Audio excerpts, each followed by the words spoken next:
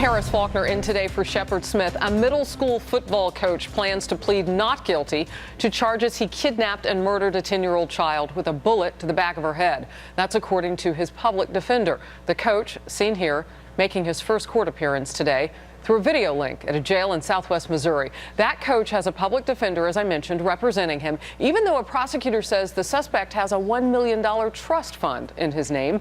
He's 45 years old. Police say he kidnapped this child as she was walking home from a friend's house on Tuesday. One witness says the coach grabbed the girl with one hand and threw her like a rag doll into his pickup truck. Neighbors reported the plate number to police. Investigators say just hours later they found that little girl's body in that man's basement. The floor still damp with bleach.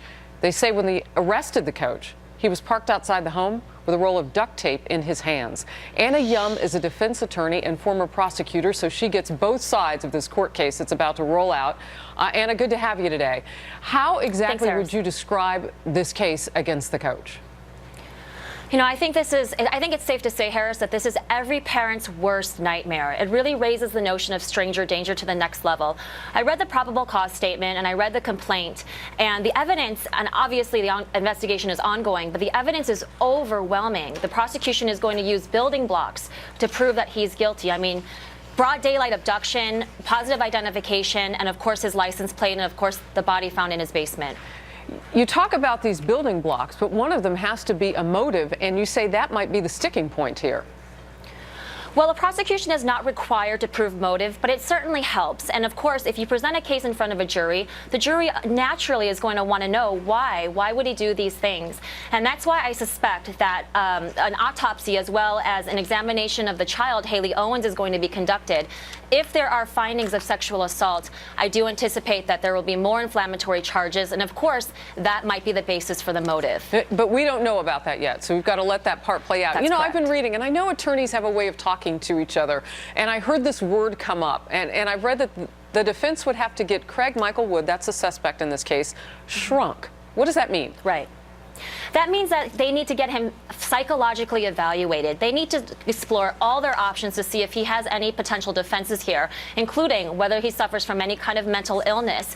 Is there a possibility that he didn't know the difference between right or wrong, and so therefore they could enter a not guilty by reason of insanity plea?